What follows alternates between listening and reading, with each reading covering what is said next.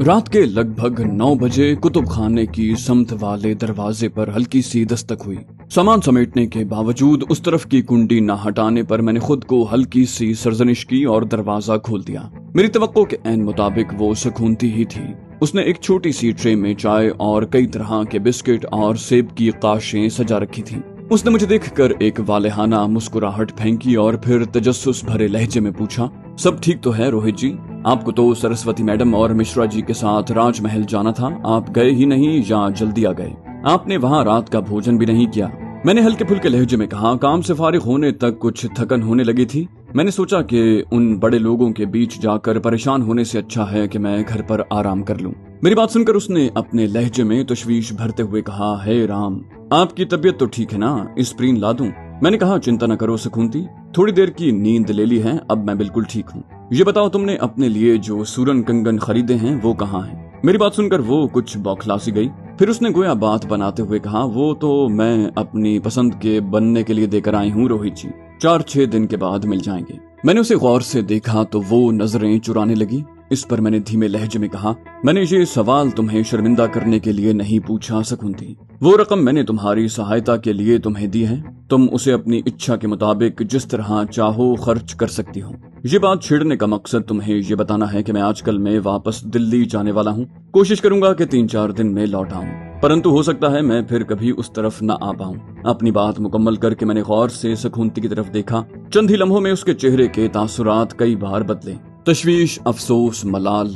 मैंने अपनी बात आगे बढ़ाई, कहा, तुम्हें ये बताने का एक खास मकसद है। अगर तुम मेरी बात सही से सुन और समझ लो तो मैं तुम्हारा बहुत आभारी रहूंगा।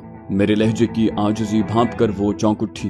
बोली, जी आप कैसी बात कर रहे हैं रोहित जी? आपने मुझ पर इतनी मेहरबानियां की हैं। मैं तो आपकी जबान से निकलने वाला हर शब्द पहले ही पूरा ध्यान लगाकर सुनती हूँ। मैंने इस बात में सर हिलाकर कहा, सकूनती, बात यह है कि मेरे ख्याल में तुम एक बहुत भली औरत हो जो कभी कभार हालात के हाथों अपने सम्मान और इज्जत पर समझौता करने पर मजबूर हो जाते हैं। मेरी दिली आशा है कि तुम आइंदा कभी अपने मर्तबे से न गिरो। इतना कहकर मैं खामोश हो गया।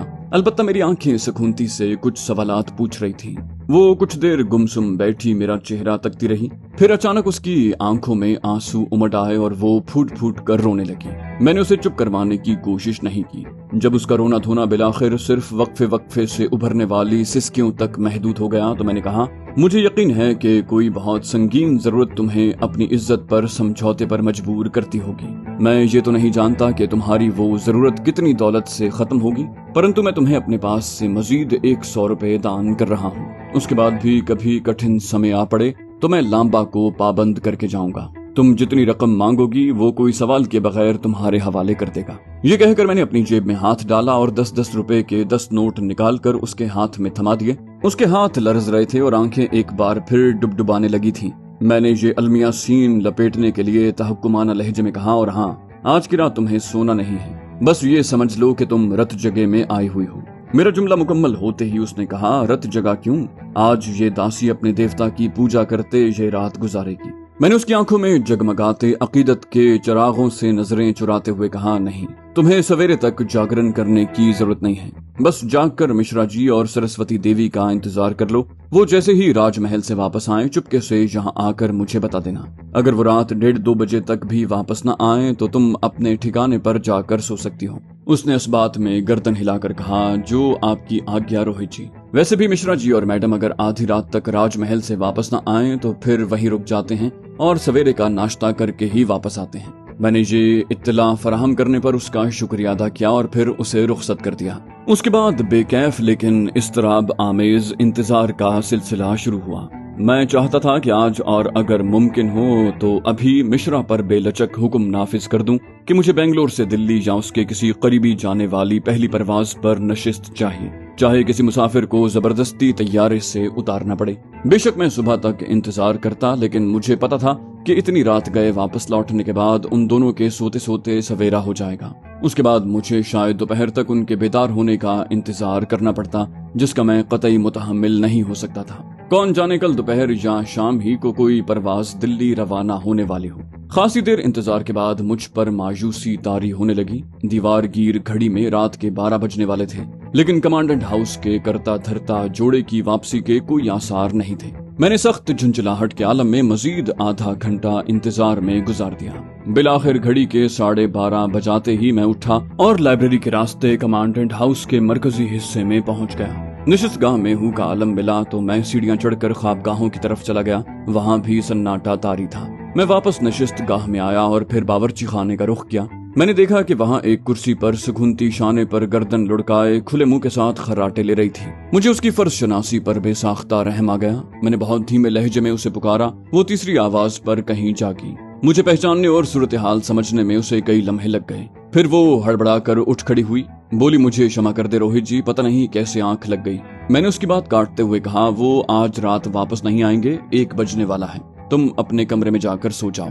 उसने ताबेदारी से हाँ में गर्दन हिलाई और लगभग पांव घसीटते हुए राहदारी में आगे बढ़ने लगी। यकलख्त जैसे उसे कुछ याद आ गया, वो वापस पलटी और ऐन मेरे सामने आन खड़ी हुई। उसकी आंखें नींद से बिल्कुल आरी दिखाई दे रही थी। मैंने सवालिया नजरों से उसे देखा। कदरे तवक्कुफ के बाद उसने जज्बात से भारी आवाज में कहा, आपने मुझ पर इतना आभार लाद दिया है, मेरे सम्मान को इतना जिंदा कर दिया है कि अब मैं आपसे अपने जीवन का सबसे बड़ा भेद छुपाना पाप समझती हूँ। अगर आपके पास कुछ समय हो तो मुझ जन्मजली की राम कहानी सुन ले। मैंने अपना ताज्जुब छुपाते हुए कहा, हाँ, क्यों नहीं सुकूनती, बोलो क्या कहना चाहती हो, बल्कि चलो डाइनिंग टेबल पर बैठकर मुझे अपनी दास्तान सुनाओ। उसने तशक्कुर आमेज लहजे में कहा, ठीक है, आप जाकर बैठे, मैं कॉफी बना कर लाती हूँ। मैंने कदरे सख्त लहजे में कहा, अरे छोड़ो सुकूनती, इस वक्त कॉफी पीने का बिल्कुल मन नहीं कर रहा, तुम बस मुझे अपने मन की बात बताओ। उसने मेरी बात मान ली और हम दोनों डाइनिंग टेबल पर बैठ गए। वो कुछ देर अपने ख्यालात यकजा करती रही। फिर उसने गोया बोझ तले दबे लहजे में कहा, आपसे बातों में कभी जिक्र नहीं निकला, परंतु अब मैं बताती हूँ कि मेरी विधवा माँ ने इस आशा पर अपने निखट्टू शराबी भतीजे बंसी से मेरा विवाह कर दिया था कि अपना बालिक है, घर बार का बोझ सर पर आएगा तो सुधर जाएगा, परंतु उससे बिल्कुल उलट हुआ। मेरे पल्ले बंधने के बाद उसने वो छोटा मोटा काम काज भी छोड़ दिया जो वो दारू का खर्चा पूरा करने के लिए कमाता था। इतना कहकर उसने उदास नजरों से मुझे देखा। मैंने उसकी गुफ्तगू में खलल डालना मुनासिब न समझा। उसने खुद को संभालते हुए बात आगे बढ़ाई, बोली, उसकी दारू और घर का खर्चा पूरा करने के लिए मैं लोगों के घर में काम काज करने लगी, परंतु मेरी पगार बहुत कम थी और खर्चे बहुत ज्यादा। मजबूरन घरों में छोटी मोटी चोरियां करने लगी। मेरे भाग इस ओर भी मेरे आड़े आ गए। एक कर्नल के घर में राशि चोरी करते हुए रंगे हाथों पकड़ी गई। इस पर घर के मालिक ने इस बुरी तरह मारा कि मेरा 7 महीने का हमल गिरने का खतरा हो गया। कर्नल मुझे तुरंत अस्पताल ले गया, जिससे मेरा जीवन तो बच गया, परंतु 2 महीने पहले ही मेरा बेटा पैदा हो गया। मैंने इजहार हमदर्दी के चंद अल्फाज कहे, लेकिन वो तो जैसे कुछ सुनने की सलाहियत खो बैठी थी। उसने कुछ रोए रोए खोए खोए लहजे में बात आगे बढ़ाई। बोली, कर्नल ने अस्पताल का खर्च उठाया, हर जाने के तौर पर 20 रुपए भी दिए, परंतु अकेले में होने वाली उन मुलाकातों में उसकी मुझ पर नीयत खराब हो चुकी थी। उस समय मैं बहुत सुंदर भी थी, जवान भी, और सबसे बढ़कर मजबूर थी। उसने मुझे 20 रुपए महीना पर रखेल बना लिया। वो मेरे घर में मुझसे मिलने आता था, परंतु बंसी उस समय होश में होता तो बहुत शोर मचाता। ऐसे ही एक मौके के बाद कर्नल ने बंसी को जेल में बंद करवा दिया, जहां भगवान जाने अपनी मिर्गी के रोग के कारण या कर्नल के इशारे पर काम करने वाले जेल के स्टाफ की मारपीट से उसकी मृत्यु हो गई। मुझे लगा वो बाकायदा रो पड़ेगी। ऐसे अजाबे जान किस्म के शौहर की मौत पर उसका मातम मुझे अजीब लगा। ताहम तब तक वो बंसी की रुखसती के सदमे से आगे बढ़ चुकी थी। बोली, इस तरह मैं कर्नल की पक्की रखेल बन गई। अब मैं अपने नन्हे से बेटे रोहन के कारण घर घर काम नहीं कर सकती थी और खर्चे बढ़ गए थे। जब मैं अपनी पगार बढ़ाने के लिए कर्नल पर बार बार जोर डालने लगी तो उसने अपनी पहुंच काम मिलाकर मुझे एयरफोर्स में अर्दली भर्ती करवा दिया। उसके बाद उसकी बदली जोधपुर हो गई और उसने कभी पलट कर मेरी खबर न ली। सुकुंती ने अपनी जिंदगी के कई अहम राजों पर से पर्दा उठा दिया था, ताहम मुझे अभी तक अपने जहन में मौजूद असल सवाल का जवाब नहीं मिला था। वो सवाल जिसे पूछने का मुझे यारा भी नहीं था। पक्की सरकारी नौकरी और बेटे की मौजूदगी के बावजूद वो इस गंदे धंधे में क्यों फंसी हुई है। बेहतर यही था कि वो खुद मेरी ये उलझन दूर करती। उसे खुद भी अंदाजा हुआ होगा कि उसने अभी तक वो भेद नहीं खोला था जिसके लिए उसने रात के इस पहर मुझे अपने सामने बिठा रखा था। बिलाखिर उसने एक गहरी आहनुमा सांस भरकर कहा, रोहित जी, आप समझ रहे होंगे कि अब तो मेरे सारे दुखड़े दूर हो गए होंगे, परंतु भगवान मुझ पर अभी तक पूरा मेहरबान नहीं हुआ। मैं अपनी मामूली तनख्वाह में अपने बेटे को पालने लगी। रोहित बचपन ही से बीमार और कमजोर था। मैंने उसे स्कूल में डाला तो वो चल नहीं पाया। सबक उसकी समझ में नहीं आता था और उस्ताद उसे मारते थे। तंग आकर मैंने उसे घर बिठा लिया। वो जीवित रहे, मेरे लिए इतना ही बहुत था। परंतु जब वो 10 साल का हुआ तो उसे मिर्गी के दौरे पड़ने लगे। अपने बाप की तरफ से ये एक मात्र विरासत उसे मिली थी। इतना कहकर शकुंती रोने लगी।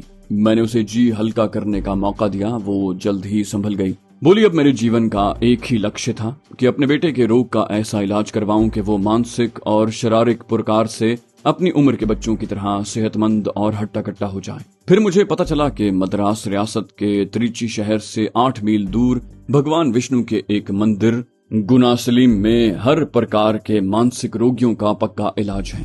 ऐसा माना जाता है कि छोटे मोटे मानसिक रोग तो एक ही यात्रा में दूर हो जाते हैं, परंतु ज्यादा गंभीर मानसिक रोग वाले व्यक्तियों को पूरे 48 दिन और अगर फिर भी ठीक ना हो तो 6-6 महीने के अंतर से 2-3 बार इतने ही दिन मंदिर में ठहरना पड़ता है। ये सुनकर मैंने अपने ऊंचे रैंक के अधिकारियों को किसी न किसी तरह खुश करके अपनी बदली बेंगलोर करवा ली। कुछ ही दिन के बाद मैंने सरस्वती मैडम की चापलूसी करके 3 दिन की छुट्टी ली और अपने बेटे को साथ लेकर गुना सिलाम विष्णु मंदिर पहुंच गई। शकुंती की तरफ से कहानी इतनी आगे बढ़ाए जाने के बावजूद तजस्सुस जूं का तू मौजूद था। माली एतबार से और वसाइल की कमी तो अपनी जगह, बज़ाहिर एक साफ सुथरी और पुरसुकून जिंदगी से हमकनार होने के बावजूद दौलत की इतनी शदीद हवस का क्या जवाज है कि गुनाह की आखिरी पस्ती छू ली जाए और ये शर्मनाक जिंदगी एक मामूल बनकर रह जाए। इतना तो मैं समझ ही सकता था कि कमांडेंट हाउस में उसके जाती अखराजात बिल्कुल नहीं थे और वो मालिकान से मुसलसल रकम ऐंठती रहती होगी। ताहम मैं उस वक्त ये जानने में ज्यादा दिलचस्पी रखता था कि बेटे को विष्णु मंदिर ले जाने के बाद क्या हुआ।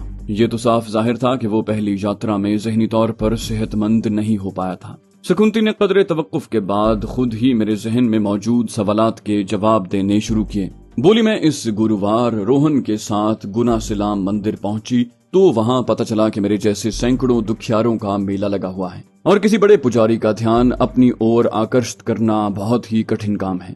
मैंने सुनगुन ली तो पता चला कि वहां हर चरण पर किसी न किसी पुजारी के चरणों में राशि की भेंट चढ़ानी पड़ती है। मेरे पास उस वक्त 50-60 रुपए नकदी और चांदी की एक माला और कंगन मौजूद थे। मैंने पहले दिन हिंदी बोलने और समझने वाले एक छोटे पुजारी को 5 रुपए भेंट देकर बड़े पुजारी नागराजन राघवन जी के सामने अपने रोहन को पेश किया। उन्होंने एक नजर देखते ही कह दिया कि बालक को कम से कम एक अवधि के लिए मंदिर में रखना पड़ेगा और एक अवधि पूरी होने तक इसकी मानसिक अवस्था ठीक न हुई तो दूसरी अवधि अवश्य पूरी करनी होगी, नहीं तो बालक पूरा पागल हो जाएगा। शकुंती महवियत के आलम में दुखी लहजे में बोले जा रही थी। उस वक्त वो कोई और ही शख्सियत दिखाई दे रही थी। बोली, राजन जी ने हिंदी बोलने वाले छोटे पुजारी के माध्यम से मुझे साफ कह दिया कि अगर मुझे एक और जरूरत पड़ने पर पूरी 2 अवधियों तक बालिक को मंदिर में नहीं रखना तो अभी और इसी वक्त वापस ले जाए। मैंने कहा, मुझे रोहन को वहां रखने पर कोई आपत्ति नहीं है। इस पर राजन ने हमारा मामला अपने सहायक पुजारी अखल पार्थसारथी को सौंप दिया,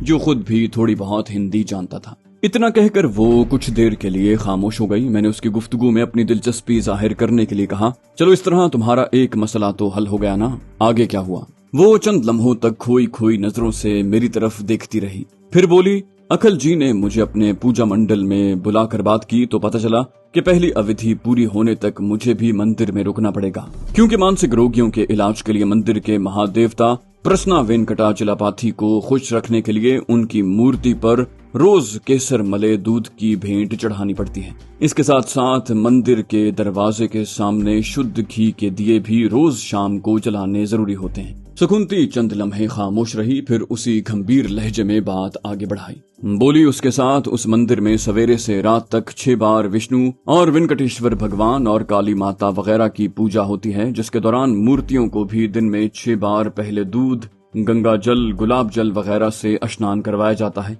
और मानसिक रोगियों पर उन पवित्र तरलों के छेंटे मारे जाते हैं, वरना वो ठीक नहीं होते। इन पूजाओं के बाद बटने वाला प्रसाद भी मानसिक रोगी को खिलाना जरूरी होता है। ये सब सुनकर मैं परेशान हो गई। मैंने अक्खल जी के सामने रोना रो दिया कि मैं अपनी नौकरी की वजह से यहाँ नहीं रुक सकती। इस पर उन्होंने कहा कि बालिक का रोग दूर करना है तो तुमको रुकना होगा, वरना अपनी जगह किसी और को छोड़ना होगा जो तुम्हारे बच्चे की देखभाल करे और तुम्हारी जगह बाकायदगी से पूजा और भेंट भी करता रहे। उसके तवक्कुफ करने पर मैंने हमदर्दी भरे लहजे में कहा, ओहो, ये तो बहुत गंभीर समस्या थी, फिर तुमने क्या किया?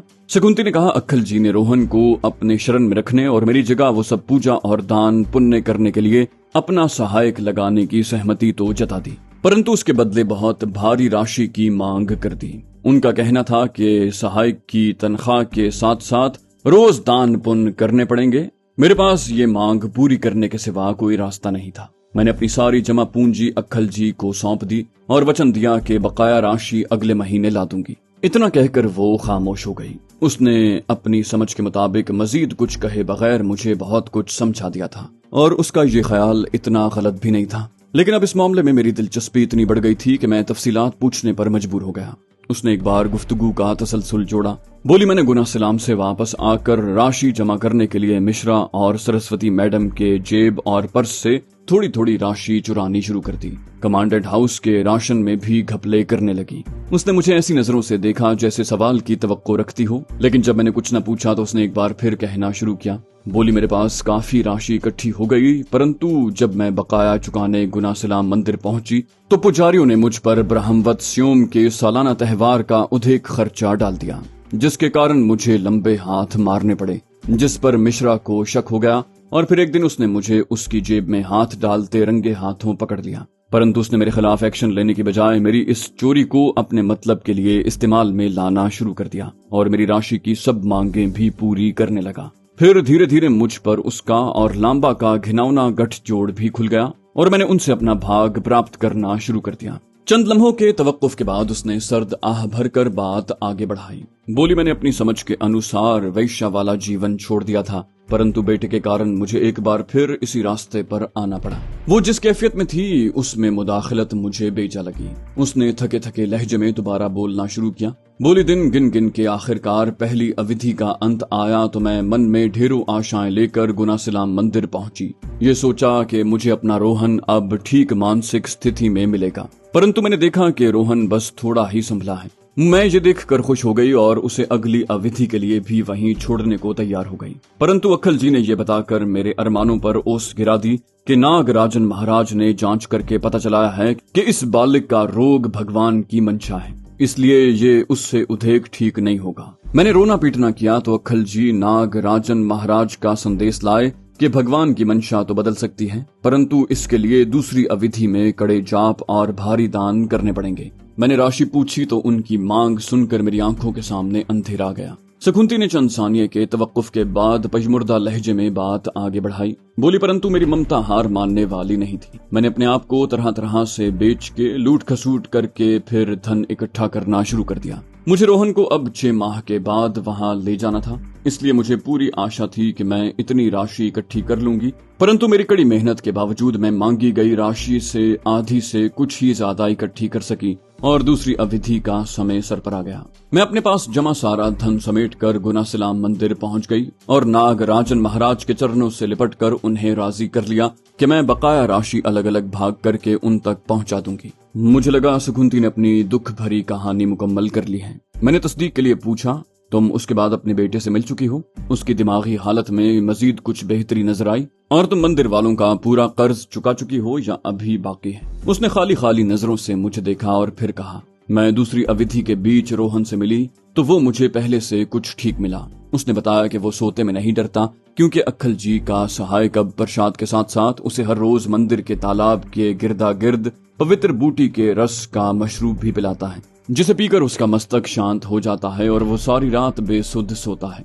ये सुनकर मैं खुश हो गई कि मेरी कठिन तपस्या रायगा नहीं गई और अब तो वैसे भी बकाया राशि का एक ही भाग जमा करवाना था। परंतु मेरी वापसी के दिन नागराजन जी के एक संदेश ने मेरे भेजे में एक और बम फोड़ दिया। उन्होंने अगले माह होने वाले मेले के लिए मुझसे बहुत भारी दान की मांग की थी। इतने कम समय में इतना धन इकट्ठा करना मेरे लिए लगभग असंभव था। तभी भगवान ने आपके रूप में अपना एक अवतार भेज दिया, जिसने मेरी असलियत की जानकारी रखते हुए भी मेरे सम्मान का सौदा किए बगैर मेरी आशा से उधेक सहायता कर दी। ये कहते कहते उसकी आवाज भारी हो गई और आंखों में आंसू भर आए। वो फूट फूट कर रोने लगी।